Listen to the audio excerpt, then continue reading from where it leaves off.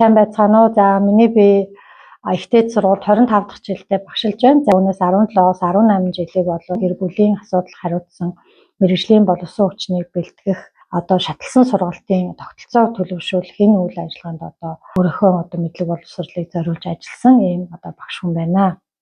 За өнөөдөр дэлхийн нийт бол гэр бүлийн тогтвортой байдал, сайн сайхан байдал бол хүнлэг, ёс суртахуунтай нийгмийн үндэс гэж үзэж байна. За ЮНЕСКО-гоос бол гэр бүлийн боловсрол бол хүний насан туршийн боловсрол юм а гэдгийг бол тодорхой зааж өгсөн. Тэгэхээр өнөөдөр өсвөр үе залуучууд маань гэр бүлийн боловсролыг эзэмших хэрэгтэй. Гэр бүлийн боловсролын хамгийн ихний аа үсэг нь юу вэ гэвэл гэр бүл төлөвлөлт гэж ингэж ойлгож болно.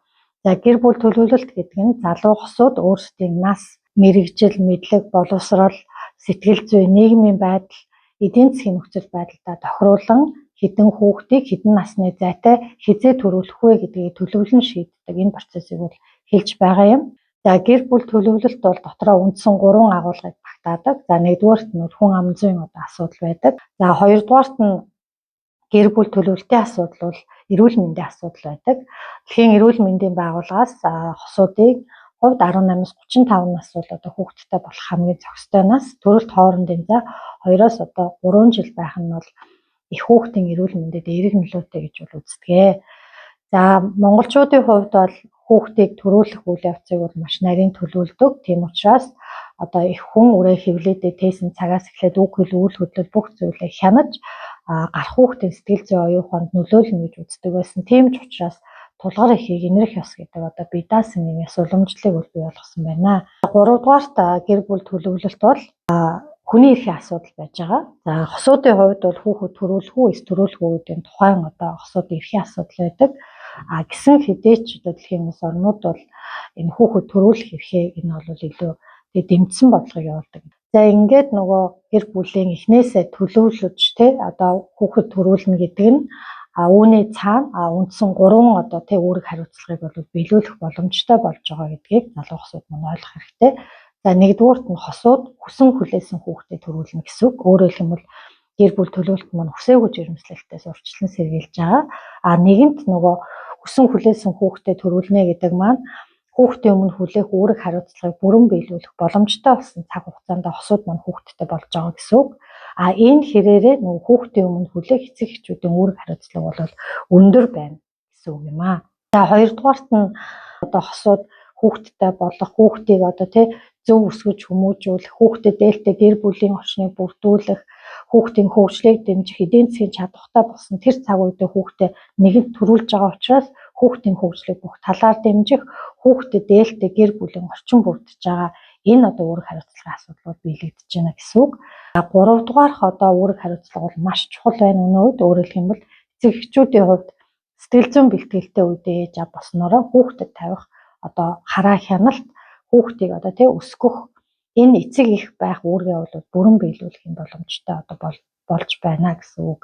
Өнөөдөр энэ хүүхдийн өмнө үүсэж байгаа эрсдлүүд, эцэг эхийн үүрэг хариуцлагагүй байдал бол эхнээсээ гэр бүл төлөвлөлтийг оновчтой хийгээгүйгээс болсон ийм асуудлууд бол зарим шалтгаан болж байгаа гэдгийг бол ойлгох хэрэгтэй байна.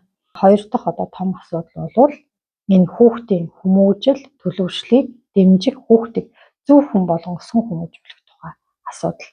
Хүүхдийн хайрлуулах, хамгаалуулах, суур хэрэгцээнд хангагдсан гэр бүлийн орчныг хүүхдэд ээлтэй гэр бүлийн орчин гэж хэлдэг. Тэгэхээр эцэг эхчүүд бол хүүхдээ сургаж, хөгжүүлэх юм байна, хайрлаж, хамгаалах юм байна.